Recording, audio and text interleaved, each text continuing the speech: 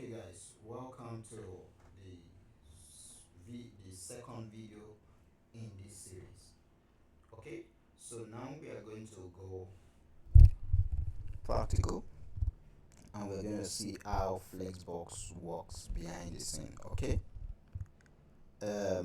but before we go into the code, let me remind us where we stopped in the previous video. Okay, now in the previous video we looked at the flex container. Okay, the two concepts that are key in understanding Flexbox: the flex container and the flex items. Okay, so this box you can see is just a summary of what we're talking about. This is the flex container, the outer box, and these are the items inside. So we're going to represent it when we get to code now. Okay, so let's move on to the next video. So the properties that are associated with the flex container. When we are done with the properties of the flex container, then we'll move down to the properties of the flex items, the children. Okay, now let's look at the parents. Okay, so the first one on the list is the display. Okay, the first one on the list is the display property, and this defines the flex container itself. Okay, so let's see how that works behind the scene. Okay, so let me show you my code editor. Okay, now in this I'm making use of Visual Studio Code. If you have any other editor, you are free to use any other editor. Okay, and to make this video as short as possible, I have written out the boilerplate, a short, instead of me typing it afresh. That will save a lot of time. Now I also have my style.css. Remember, I said the prerequisite to take this course is that you have basic understanding of HTML and CSS. So I won't be teaching you what all this. I expect that you know all this. This is not beginner course on HTML and CSS. This course is centered on how to use and manipulate Flexbox, which will make our life easier in creating flexible layouts where you can position items and center items, alignment, and the rest. Okay, so explanation: this is the flex container I'm talking about. This is the parents and these are the children inside this container, guys. So you can see I'm having 9 items here inside just one parent container. So this is the concept I was talking about. So if I'm to label, I'm going to call this outer container the flex container, while all these inner items are called the flex items. Do you understand what I'm saying? So this HTML has been, or this index has been linked with the CSS, style of CSS. I've also given each of these flex items, item 1 to 9, a different color. So we're going to see how that looks on the page. So let's go to our page now and see what we have there. So the 9 children inside this container, we can see, guys, I've given the parents a border, a black border. Okay, if you want me to show you that in my code, I'm going to go to the HTML code, and guys, look at the container. I've given it a class of container. So this container class, if I scroll up to the container class, you can see that I've given it a border of 6 pixel, solid and black. Okay, while the flex, each of the flex items themselves have taken different colors. And one more, you can see that this flex item is common to all these flex items. I made, guys, you can say flex item, flex item, flex item. So whatever property I apply to flex item applies to all of them. But whatever property of a style I apply to item 1, guys, don't forget it won't apply to item 2, because they are two different style classes. Okay, so that's what I'm saying. So for flex item that is common to all of them, we have the font color of white, we have all their font size to be 1.5, we have padding to be 1 rem, and we have all their text alignment to be center, guys. But on each of the items themselves, they have just different background, guys.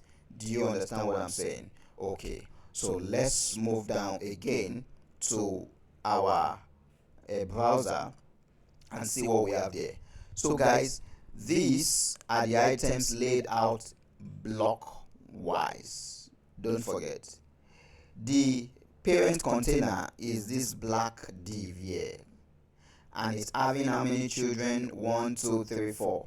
And these are called the flex item 1, flex item 2, flex item 3. Okay, and that's that. Now they are all laid out horizontally, and which is their normal flow.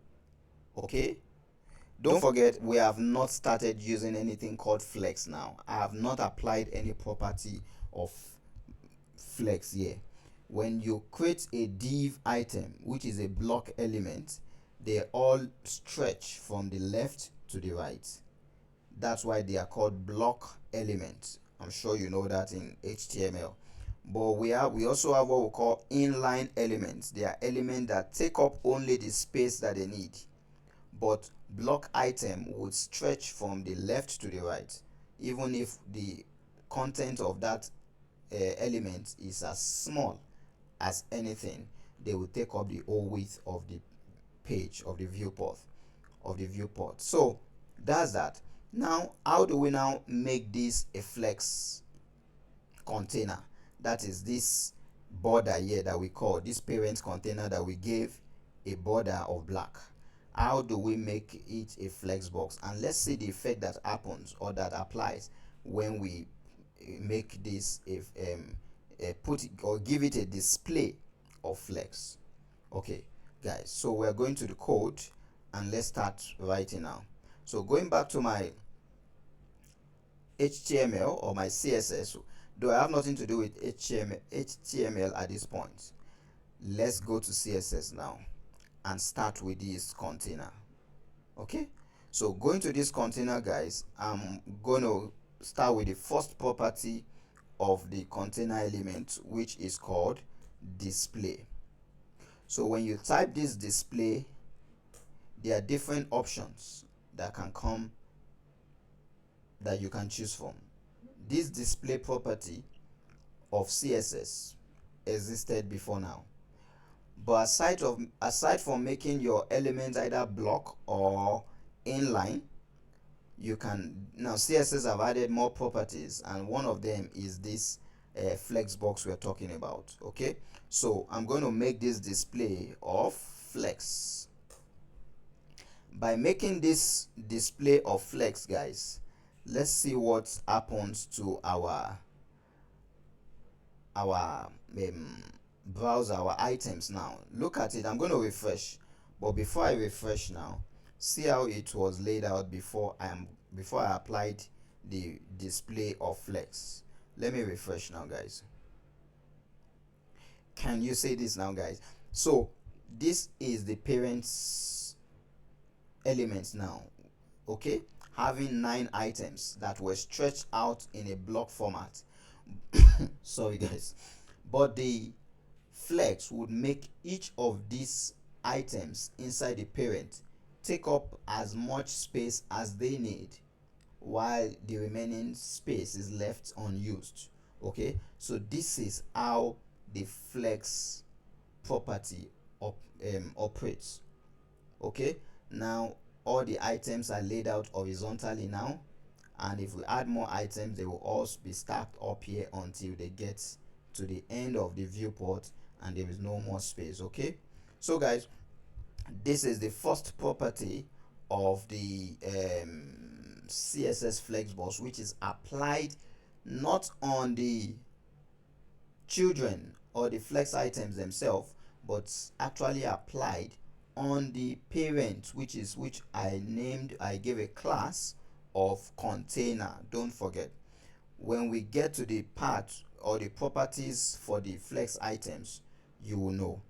But the first items that we apply on the container or the flex container is the display property, which we gave a value of flex. Guys, I hope you understand. So I'm going to end this video. I don't want it long. I know I had to explain other parts which actually made this video long, but subsequently I'm going to try to work with time, so I make it short as possible. Okay, so guys, thank you for watching, and in the next video we're going to look at the second property, or look at other properties that we can apply on the flex container. Okay guys, thank you for watching, and don't forget once again to subscribe, like and subscribe, so you can get notification when we upload new videos, and I will see you in the next video. Bye for now.